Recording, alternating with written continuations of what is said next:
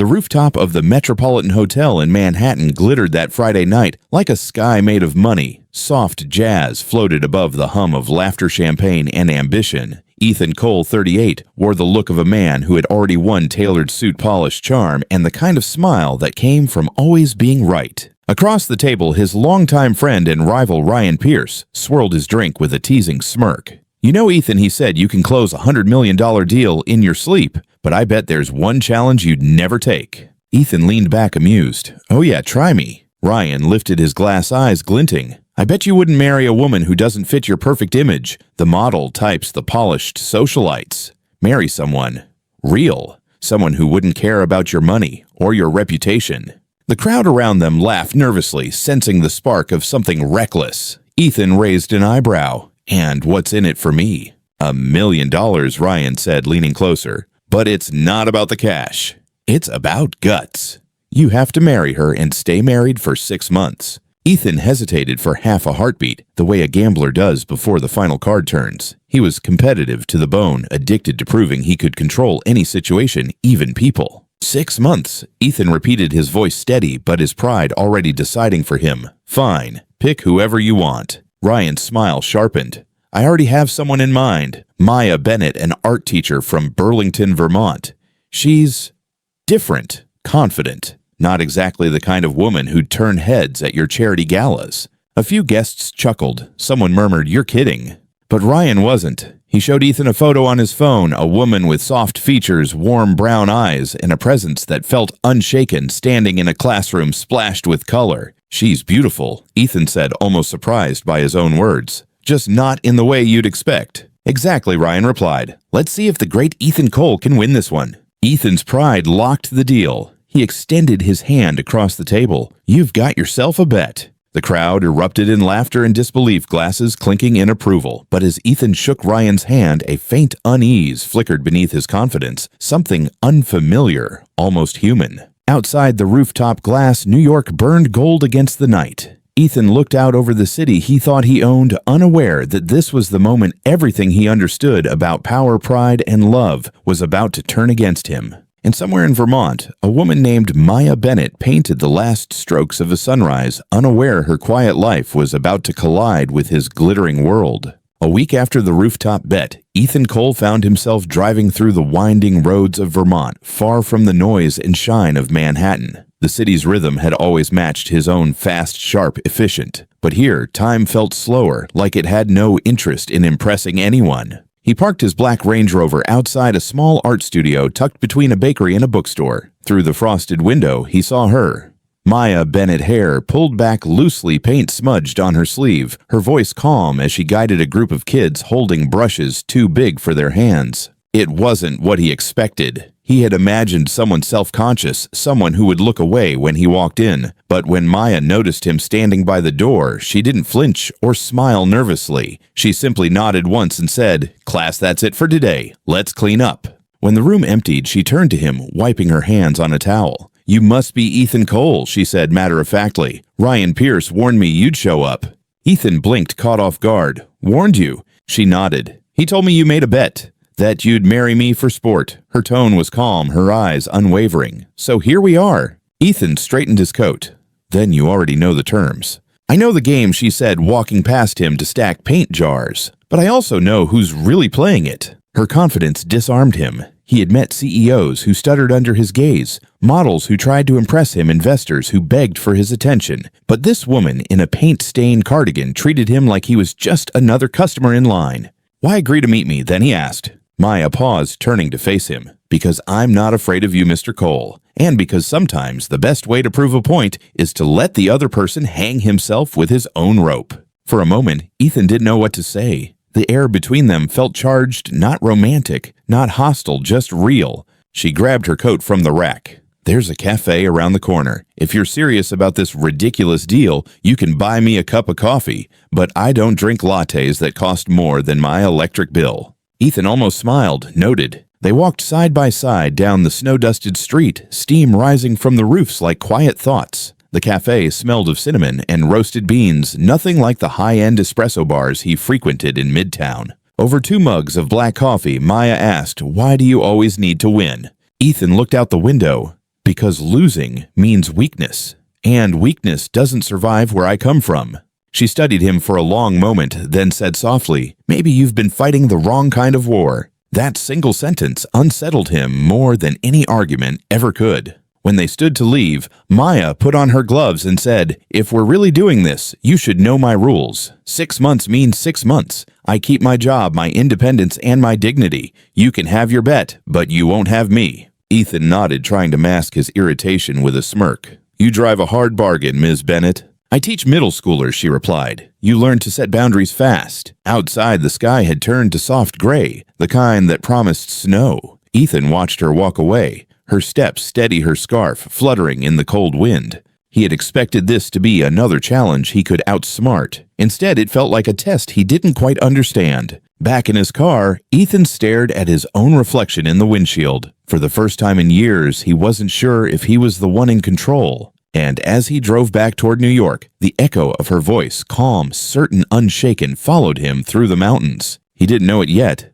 but the bet he thought would prove his power had just introduced him to the only person strong enough to dismantle it. The wedding was so quiet it almost didn't feel real. No music, no flowers, just a paper form, 2 signatures, and the echo of city traffic outside the courthouse in Brooklyn. Ethan Cole, New York's favorite Wall Street golden boy, stood beside Maya Bennett, the small-town art teacher he had met just 2 weeks ago. They were strangers bound by a 6-month agreement, one man's pride, one woman's plan. When the clerk announced, "You may exchange rings," Ethan slipped a simple silver band on her finger. Maya did the same, her hand steady. No vows, no smiles, just silence. Outside, Ethan gestured to his car, a black sedan waiting by the curb. "I'll drive," he said. Maya adjusted her coat and replied evenly, "Of course you will." The ride to Manhattan was wordless. Skyscrapers rose like mirrors around them as they crossed the bridge. To Ethan, this was familiar, the pulse of money ambition and control. To Maya, it was another world entirely. When they arrived at his penthouse on 5th Avenue, the doorman greeted them with a polite nod, pretending not to recognize the city's most talked-about financier. The elevator doors opened to a space that looked more like a museum than a home. Glass walls, marble floors, sharp edges, everything spotless and cold. "This is where you live?" Maya asked softly. "It's efficient," Ethan said, loosening his tie. "It's empty," she replied. Ethan turned surprised. "What do you mean empty? You could fit a whole classroom in here." She walked toward the panoramic window, gazing out at the city lights. "That's not what I meant." He didn't respond. Control was his language, and her honesty sounded like a foreign tongue. Later that evening, as he poured 2 glasses of champagne, Maya sat on the sofa, her posture calm and unbothered. "To 6 months," Ethan said, raising his glass. "To boundaries," she corrected, tapping her glass gently against his. He laughed quietly. "You're not going to make this easy, are you?" "I'm not here to entertain you, Ethan," she said. "You wanted a bet. I'm just holding you to your word." He studied her, how self-assured she looked, how unshaken she remained in a room built to impress. She didn't wear expensive clothes, didn't hide behind polished manners, yet somehow she filled the space more completely than the city skyline behind her. Days turned into a rhythm. Ethan worked late juggling markets and mergers. Maya woke early, teaching her online art classes from the guest room she had turned into a tiny studio. One morning, Ethan walked past the room and stopped. Sunlight spilled across the floor, catching streaks of blue and gold paint on her canvas. She was painting the view from the window, but instead of gray towers, she filled it with wildflowers and open skies. He leaned on the doorframe. "That's not what Manhattan looks like." Maya didn't glance up. "No. But it's what it could look like if people stopped trying to own everything." Ethan frowned, half amused, half intrigued. "You talk like a philosopher." She dipped her brush again. "No, I just pay attention." For a man who spent his life surrounded by noise, her quiet confidence unsettled him. One night, Ryan Pierce called. "So how's married life?" Ryan teased. "She moved into your penthouse. Right bet she's already starry-eyed." Ethan's jaw tightened. "She's not like that." "Oh," Ryan laughed. "You're getting soft coal. Don't forget, this is business." Ethan hung up, but Ryan's words stuck. Business. That was supposed to be the point, yet nothing about Maya felt like a transaction. A week later, Ethan invited her to dinner at a 5-star restaurant. "Let's go out," he suggested. "My treat." Maya shook her head. "I don't need to eat somewhere that charges $80 for pasta." "It's just dinner," he said. "No, it's your world," she replied gently. "And I'm not playing by those rules." He sighed. Then what do you want? Space, she said simply. Respect. And for you to stop trying to win me over like a client. That night, she cooked at home, instead roasted chicken, mashed potatoes, and the smell of rosemary filling the kitchen. It was the first time Ethan had eaten something not delivered in a takeout box in years. He watched her move around the kitchen, humming softly, calm, and sure of herself. For once, the penthouse didn't feel empty. When they sat down to eat, Maya bowed her head briefly. For the record, she said, "I don't cook for men who think they can buy me." Ethan smiled faintly. "Then what am I doing here?" Learning, she said, meeting his gaze. Or at least trying to.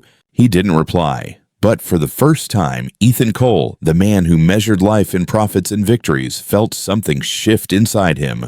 He didn't know it yet, but the game he started for $1 million had just turned into something far more expensive. By the second month of their marriage, the rhythm in Ethan Cole's penthouse had turned into something uncomfortably predictable, at least for him. Maya Bennett painted, Ethan controlled. He worked long hours in his downtown office, closing deals that could shift markets. She spent her mornings teaching online and her afternoons painting in silent, soft music echoing from the guest room. At first, Ethan found it peaceful, almost refreshing to return home to a calm space after a day of noise. But soon, her calm began to feel like defiance. One Friday evening, Ethan came home early. Maya was in the living room, barefoot, wearing an oversized sweater splattered with paint, laughing softly at something on her tablet. "What's so funny?" Ethan asked, loosening his tie. "One of my students just painted a sunflower that looks like a pizza," she said, still smiling.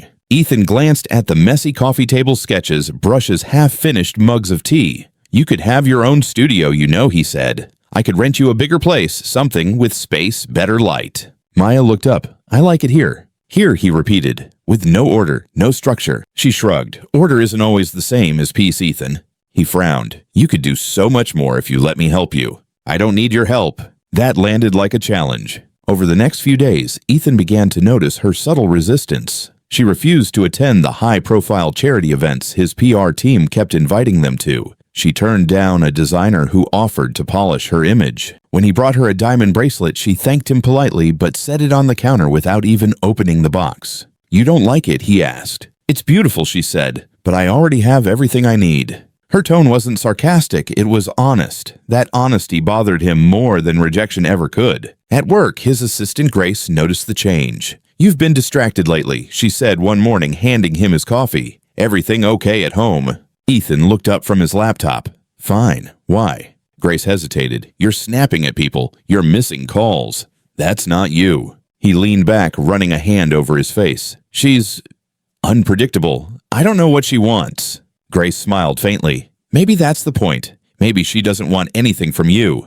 Ethan stared at her, the idea foreign to him. Everyone wanted something money power access, but Maya didn't seem to want any of it. That weekend, he decided to take back control. "Maya," he said at breakfast, "cancel your classes this week. I'm flying us to Aspen." She didn't look up from her plate. "I can't. My students are preparing for a gallery show." "I'll pay for it," he insisted. "You don't need to work." "I want to work." Ethan's voice hardened. "I'm trying to do something nice for you, and I'm asking you to respect my no," she said calmly. "Is that really so hard for you?" Her words cut deeper than he expected. He exhaled slowly, trying to steady his tone. "You're my wife. I want to take care of you." Maya met his eyes. "You don't take care of someone by taking away what makes them feel alive." That night, Ethan stayed late at the office. He stared out the window at the city he'd conquered, the skyline, sharp and unfeeling. For the first time, it didn't give him comfort. It looked like a reflection of everything hollow inside him. When he got home, the penthouse lights were dim. The smell of paint lingered in the air. Maya had fallen asleep on the couch, her head resting against a pillow, her sketchbook open on her lap.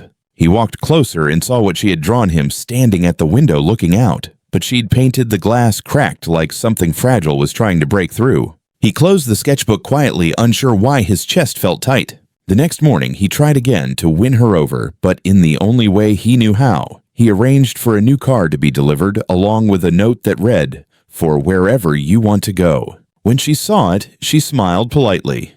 "That's thoughtful," she said, "but I already know where I'm going. You're welcome to join if you can keep up." Her confidence shook him again. "You're impossible," he said, half laughing, half exasperated. Maya tilted her head. "No, Ethan, I'm just not for sale." That night, they sat across from each other at dinner. Neither spoke for a while. Outside, the city glowed like liquid gold beyond the glass walls. Finally, Ethan broke the silence. "Do you ever get tired of proving me wrong?" Maya smiled softly. "Do you ever get tired of trying to be right?" He leaned back speechless. For a man who made a living out of winning arguments, he couldn't find a single word that didn't sound small next to hers. When she left the table, he remained seated staring at her empty chair. Something about her steadiness, her refusal to play his game, was undoing him piece by piece. He didn't know it yet, but Maya wasn't trying to defeat him. She was teaching him the one lesson no one in his world had ever dared to teach. Power means nothing if it can't earn respect. And for the first time in his life, Ethan Cole realized he might be losing not a bet, but himself. The first crack in Ethan Cole's armor appeared on a Saturday morning, quiet and unannounced. Maya had invited him to join her on a school trip, something he normally would have dismissed without a thought, but she had asked with that calm confidence that made No feel small. "It's just a field trip," she'd said. "No cameras, no headlines, no tuxedos, just kids, paintbrushes, and a little chaos. Think you can handle that?" And for some reason he didn't fully understand, Ethan said yes. They drove up to the Vermont Museum of Art, a modest brick building surrounded by maple trees in full autumn color. The air smelled of rain and wood smoke. Inside, children's laughter echoed off the gallery walls. Maya walked ahead, guiding a line of bright-eyed middle schoolers. Ethan followed, feeling oddly out of place in his tailored coat. He noticed how the museum staff smiled when Maya greeted them by name, how people seemed lighter around her, as if she carried her own weather of warmth. He'd spent his life commanding rooms, but she simply belonged in them. They stopped in front of a painting called The Fisherman's Light, a simple canvas, a man in a small boat painting the same sunrise again and again. One of the students asked, why would someone paint the same thing every day? Maya smiled, because sometimes the point isn't to capture what you see, it's to forgive it for leaving. The children stared at the painting thoughtful. So did Ethan. He didn't understand why that sentence hit him so hard, but it did. He felt it settle somewhere deep in the quiet space he rarely allowed himself to visit. When the kids moved on, Maya glanced back at him. "You look like someone just told you a secret." He gave a small laugh. Maybe they did. After the tour, Maya stayed behind to help the staff clean up. Ethan wandered the gallery alone, stopping once more in front of the Fisherman's Light. He stood there for a long time, tracing the brushstrokes with his eyes, the man in the boat, the horizon repeating itself, the sunlight refusing to fade. In the reflection of the glass, Ethan saw his own face. For a fleeting moment, he didn't see the confident millionaire. He saw a boy who had grown up watching his father work double shifts at a factory, vowing never to feel small again. The problem was, he had built an empire out of that vow, and somewhere along the way, he'd mistaken control for strength. That evening, on the drive back to New York, the silence between them felt different, not cold, but heavy with thought. Maya finally spoke. "You know you don't always have to fix things to be part of them." Ethan looked over, unsure if she was still talking about art. "And what if that's all I know how to do?" She turned her head toward the window, the reflection of streetlights soft on her face. "Then maybe it's time to learn something new." When they reached the penthouse, Ethan found himself standing in front of her painting again, the one she'd been working on for weeks. It was the city skyline, but not the one he recognized. In her version, the buildings bent toward the sunrise, as if reaching for warmth. "Why do you always paint light?" he asked. "Because light tells the truth," she said simply. "It shows everything, the good and the ugly. You just have to be brave enough to look." He didn't respond. He couldn't. Later that night, long after Maya had gone to bed, Ethan walked to the window and stared out at the city. The view that had once thrilled him now looked sterile, beautiful, but hollow.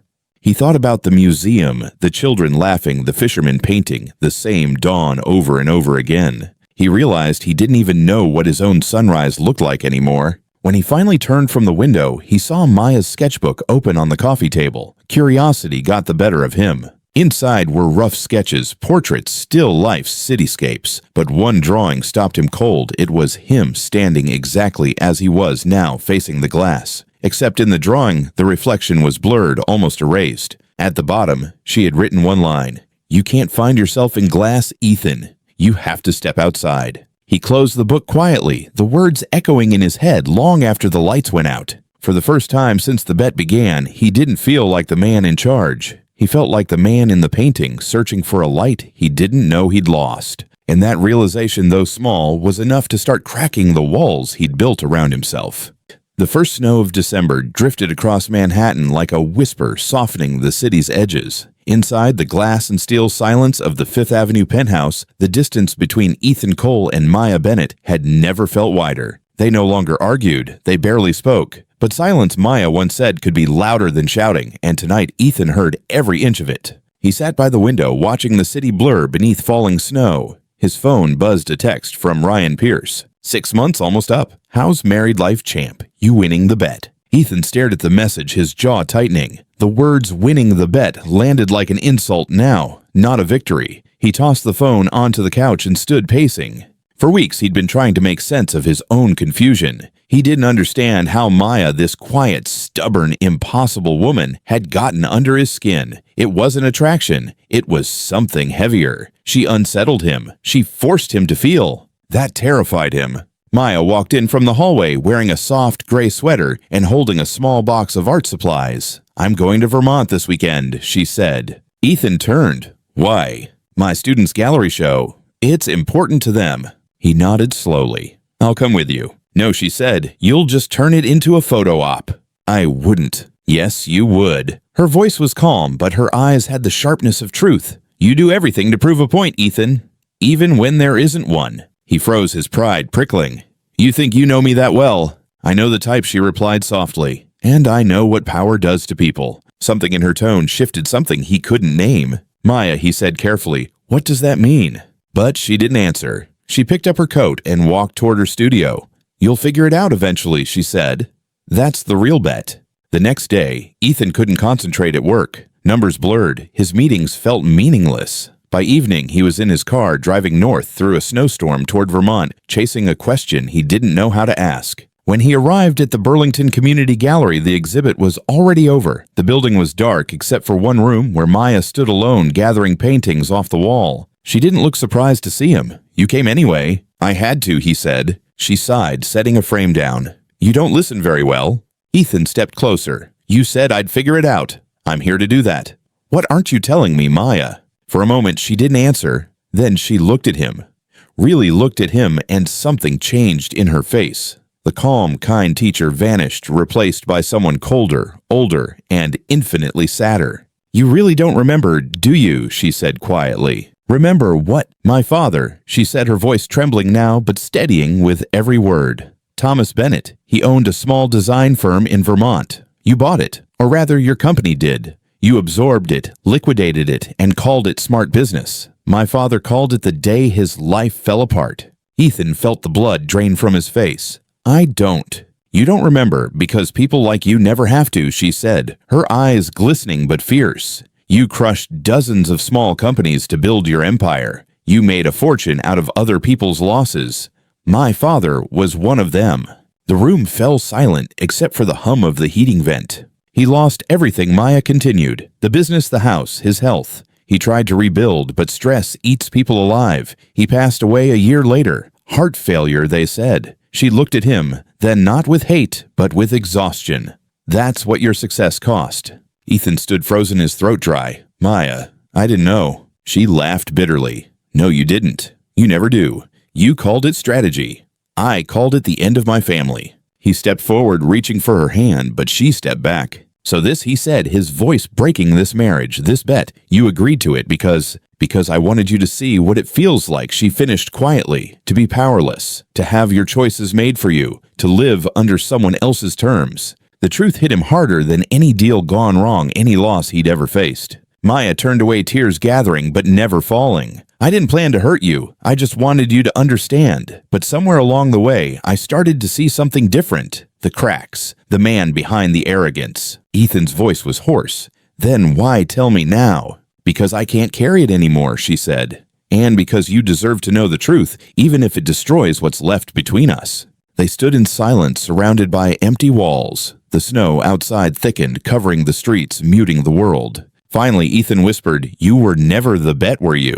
Maya looked at him, eyes glistening. "No, Ethan, you were." She picked up her coat, walked past him, and out into the snow. He stayed where he was, staring at the space she left behind, the air still warm with the echo of her truth. And for the first time in his life, Ethan Cole didn't feel powerful. He felt seen. The man who once believed he could buy anything had finally met something money could never touch: accountability. When Ethan Cole returned to Manhattan, the city looked different. Same skyline, same crowd, same sharp pulse, but something inside him had shifted. The truth Maya Bennett had revealed in that cold Vermont gallery followed him like a shadow. Every glass building, every luxury car, every polished surface seemed to reflect the same face, a man who had built an empire out of other people's ruins. For the first time in his life, he didn't feel like a winner. The penthouse that once felt powerful now felt too large, too quiet. Maya had come back a few days after him, but she might as well have been living on another planet. She didn't yell, she didn't accuse, she didn't speak much at all. And somehow, that silence was worse than any punishment Ethan could imagine. She moved through the space like a ghost of calm. She painted in her studio, cooked simple meals, cleaned up after herself. She spoke to him only when necessary. "Good morning, dinner's ready. Don't forget your coat." The distance was unbearable. Ethan found himself looking for any excuse to bridge the gap to start a conversation. He would comment on her paintings, offer to help with her classes, even make coffee in the mornings before she woke up. Nothing worked. One evening, he came home early from work. Maya was sitting at the kitchen table reading. The smell of soup filled the room. For a moment, he thought things might feel normal. "I was thinking," he said carefully, "maybe we could go back to Vermont next month. I could help fund your students' next project, give them new supplies, maybe even set up a scholarship." Maya didn't look up. "You don't have to fix it, Ethan." He hesitated. "I want to." She turned a page. "That's not the same thing." The quiet that followed pressed down on him like gravity. At the office, he was no better. His partners noticed the difference. His usually confident tone had softened. His attention wandered. When Ryan Pierce stopped by one afternoon, his grin was wide, unaware of the wreckage he had helped create. So Ryan said, leaning on Ethan's desk, "You've made it nearly 5 months. Must feel good knowing you'll cash in that bet soon." Ethan looked up slowly. "I'm not collecting anything." Ryan frowned. "What are you talking about? You did it. You married her, played your part." "I didn't play her," Ethan snapped. "I played myself." Ryan blinked, confused. "You're kidding, right? What happened to you?" Ethan's voice dropped to a whisper. "I met someone who saw through me." Ryan let out a laugh that sounded too loud for the room. "You've gone soft, man." Ethan stared at him, unamused. "No, I just stopped mistaking cruelty for strength." Ryan left without another word, and for the first time, Ethan didn't care what his old friend thought. At home, days bled into nights. Maya remained distant but composed, always polite, never cruel. She still left small traces of life around the penthouse, the smell of paint, the faint music from her speakers, the warmth of her tea on the counter. Each trace was a reminder of what Ethan had lost, the version of her that once looked at him without sadness. One night, he found her standing by the window, staring out at the city lights. The snow had returned, falling in soft waves. "I keep trying to find the right words," he said quietly. "To explain, to apologize, but everything sounds too small." "You don't need to explain," Maya said, still facing the glass. "You already did enough." He took a cautious step forward. "I didn't know what I was doing back then. I was chasing something I couldn't even name." She turned slightly, her expression unreadable. "Control. That's what you were chasing." He nodded. "And you." "I was chasing peace," she said softly. "And somehow I ended up here with you." Her voice didn't carry anger, just exhaustion.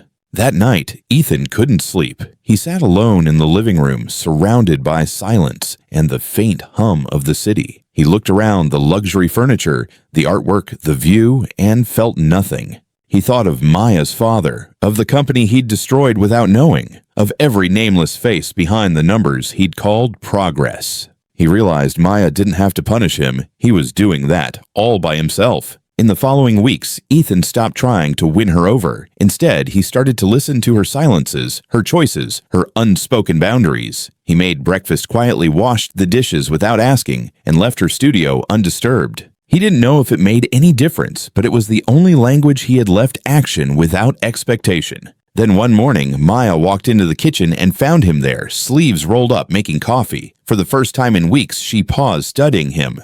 "Why are you doing all this?" she asked. He looked up. "Because I should have a long time ago." She didn't reply, but when she reached for her cup, her hand brushed his. She didn't pull away immediately. It wasn't forgiveness. Not yet, but it was something. And for Ethan, in that small, quiet moment, it was more hope than he deserved. By mid-January, the snow on Fifth Avenue had turned to slush, and so had the rhythm of Ethan Cole's life, slow, uncertain, messy, in ways he never knew he could feel. But something had changed. The silence between him and Maya Bennett wasn't sharp anymore. It was softer now, like the space between breaths. They still moved through the penthouse carefully, like two people who shared a wound instead of a home, but the air no longer crackled with resentment. It hummed with quiet possibility. One morning, Maya came home from her class carrying a box of paints. Ethan, dressed down in a gray hoodie and jeans, an image almost foreign to him, was sitting at the kitchen island, scrolling through charity proposals on his laptop. She noticed, "You're not at the office." "I took the day off," he said without looking up. "I'm reevaluating a few things." She arched an eyebrow. "Reevaluating what?" "My company," he admitted. "How it's run, who it helps, or maybe who it hurts." That caught her attention. "That's new." He gave a half smile. "Yeah, turns out having a conscience is bad for profits." Maya didn't smile back, but she didn't walk away either.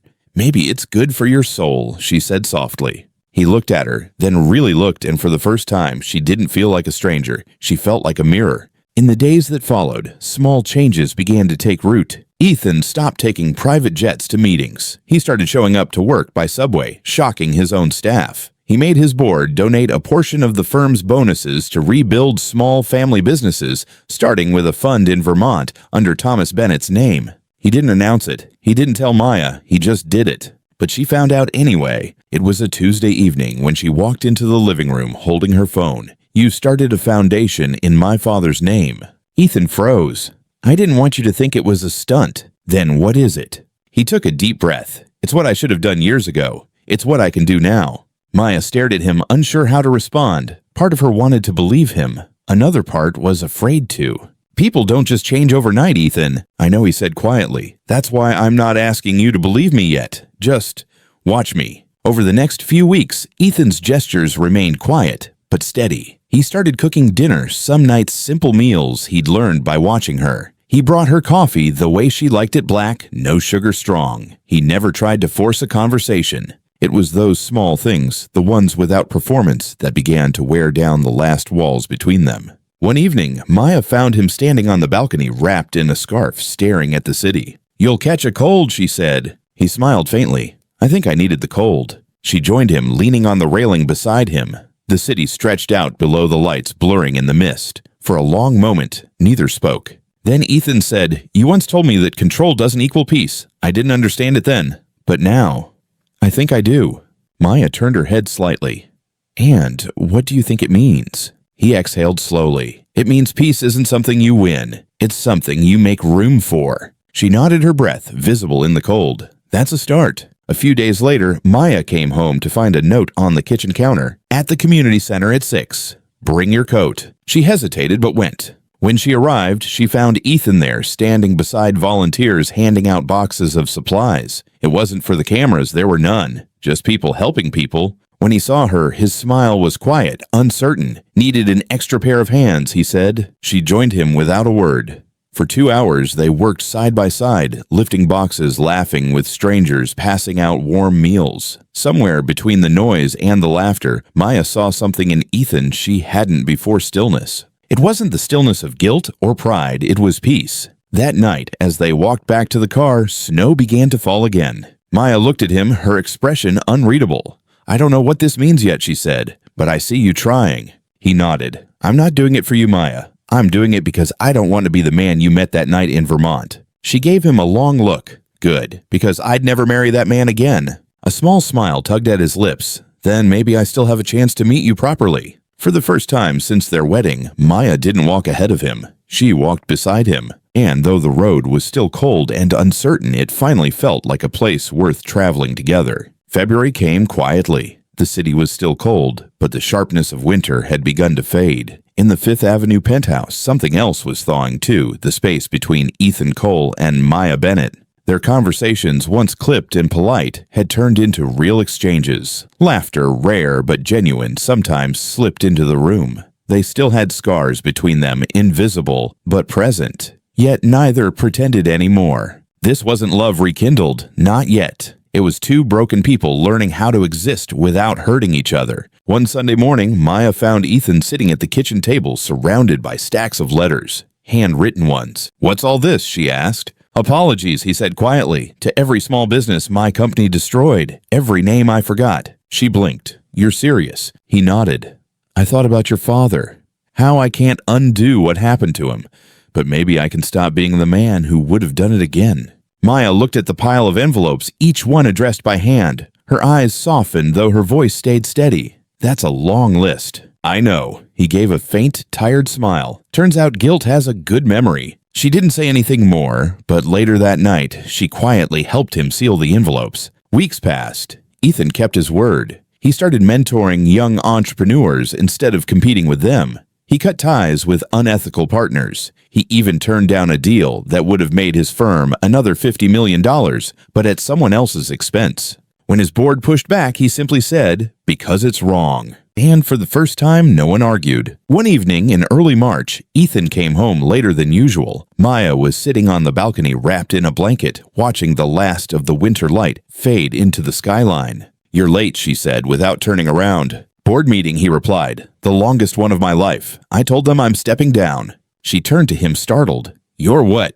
"I'm leaving the company," he said. "I can't lead something that represents the man I used to be." Maya studied him for a long time. "So what now?" He looked out at the city. "I don't know. Maybe something smaller, something that helps instead of hurts." She smiled faintly. "You might like Vermont then." He laughed softly. "You think I could survive there? You might surprise yourself." Silence settled between them again, the kind that felt peaceful this time. Ethan sat beside her. The night was crisp, the city glowing below like a living constellation. "Maya," he said quietly, "I've spent months trying to prove I've changed, but I know forgiveness doesn't work like a business deal. You don't owe me anything."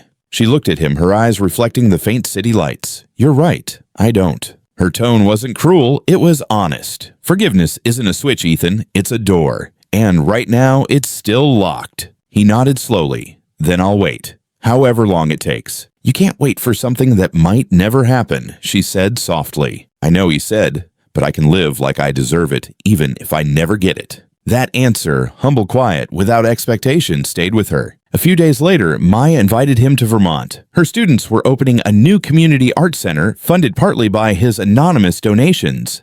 When they arrived, Ethan stood quietly in the corner as the children unveiled a mural on the wall. It showed hands of all colors building a bridge over a river. At the bottom, written in small, careful letters, were the words, "To those who learn too late but still choose to learn." Maya glanced at him, her expression unreadable. He whispered, "That's yours." She shook her head. "No, that's ours." That night, they stayed in a small inn near the lake. The air smelled of pine and snowmelt. Ethan stood by the window, looking out at the frozen water. Maya joined him quietly. He said, "When I first came here, I thought I was saving you. Turns out you were saving me." She didn't respond right away. Then softly she said, "Maybe we were both trying to save what was left of ourselves." He turned toward her eyes, tired but warm. "Do you ever wish none of this happened?" Maya considered the question. "Sometimes. But then I think without it, we'd still be who we were before. And maybe that's worse." He smiled faintly. "You're wiser than you look." "I'm a teacher," she said with a small grin. "We hide it well." As they stood there in the quiet, the last light of day fading behind the mountains, Ethan reached for her hand. This time, she didn't pull away. It wasn't forgiveness. Not yet. But it was peace. And for Ethan Cole, the man who once bet on love, like it was a game that peace was worth more than any fortune he'd ever made. Spring came late that year. The snow in Vermont melted slowly, revealing the earth beneath raw, muddy honest. And for Ethan Cole, that felt fitting, because that was exactly where he was now, bare, uncertain, and real for the first time in his life. He and Maya Bennett stayed in town longer than planned, helping the local art center finish its final renovations. The children painted every afternoon, laughter filling the small, sunlit rooms. Ethan didn't stand out here. He didn't want to. He swept floors, carried boxes, and learned to listen more than he spoke. For the first time in years, he felt like a part of something that didn't have his name on the door. One evening, as golden light spilled across the lake, Maya found him sitting on the steps outside the center. His sleeves were rolled up, his hands covered in paint. "You missed a spot," she said teasingly, pointing at a streak of blue on his cheek. He grinned, wiping it with the back of his hand. "It's abstract art." She laughed the kind of laugh that reached her eyes. Ethan hadn't heard that sound in months, and he didn't realize how much he'd missed it until now. They sat there quietly for a while, the sound of water lapping against the dock below them. "You've changed," Maya said finally. Ethan looked out at the horizon. "I had to." "No," she said gently. "You chose to. That's different." He nodded, letting the words sink in. "I used to think love was about possession," he admitted, "about control, making someone fit into my world. But you showed me that love's the opposite. It's about letting someone be and learning to meet them there." Maya looked at him, her expression soft. "You can't undo the past, Ethan, but you can decide what kind of man you'll be from here." "I already have," he said quietly. That night, the town held a small celebration for the new art center. The children's murals lined the walls, paintings of rivers, families, and skies full of light. Maya stood on stage to thank the volunteers. When she finished, she turned to the crowd. "There's someone here who made all this possible," she said. "Someone who taught me that even the most broken stories can still find a better ending." Ethan froze as the room's attention shifted toward him. Maya smiled gently. "Ethan, would you come up here?" He hesitated, but the children were already clapping, cheering him on. Slowly, he stepped forward. When he joined her on stage, Maya handed him a small paintbrush tied with a red ribbon. "What's this?" he asked quietly. "A reminder," she said, "that you don't need to build empires to make an impact. Sometimes it's enough to paint a better world right where you stand." The applause that followed wasn't loud, it was warm, honest. And for the first time, Ethan didn't feel like he was standing in front of people. He felt like he was standing with them. Later that night, after everyone had left, Ethan and Maya walked along the lakeshore. The moonlight glimmered across the water like scattered stars. "I never asked you something," he said. "If you could go back, would you still do it? The marriage, the bet, all of it." Maya thought for a long moment. Then she said, "I think I would." Because it wasn't really a story about a bet, was it? It was about what we both needed to learn. You needed to lose control, and I needed to stop living in anger. He nodded slowly. "And now," she said with a small smile, "we start over. No contracts, no bets, just truth." Ethan looked at her, the woman who had once walked into his life like a challenge and turned into his teacher. "Truth sounds better than any deal I've ever made." A few weeks later, they returned to New York, but not to the old penthouse. Ethan had sold it. He bought a smaller place in Brooklyn near Maya's studio. Sunlight poured through the windows in the mornings, landing on the canvases she painted while he brewed her coffee. Their life wasn't perfect, but it was theirs. Sometimes on quiet evenings, Ethan would look at her and think about how it all began with arrogance, with a bet, with the worst version of himself. And somehow, it had led him here to something real. He realized then that life had a strange way of teaching lessons. It doesn't hand you peace. It gives you people who make you fight for it. And Maya Bennett had been his fight. Months later, as they stood by the lake again, this time in spring bloom, Ethan turned to her and said, "You once told me light shows everything, even the ugly parts. I think I finally get it." She smiled. "You do." "Yeah," he said softly. "It's not about hiding what's broken. It's about learning to love it anyway." Maya took his hand, and for the first time she didn't hesitate. The wind carried the smell of pine and fresh rain. Somewhere behind them, laughter echoed from the art center. And in that moment, Ethan Cole, once a man who treated love like a wager, finally understood what it meant to win. Every story of redemption begins with a choice. Sometimes the hardest person to forgive is yourself. If this story moved you, subscribe and join us for more tales of love, growth, and second chances. Because sometimes the heart's greatest gamble is hope.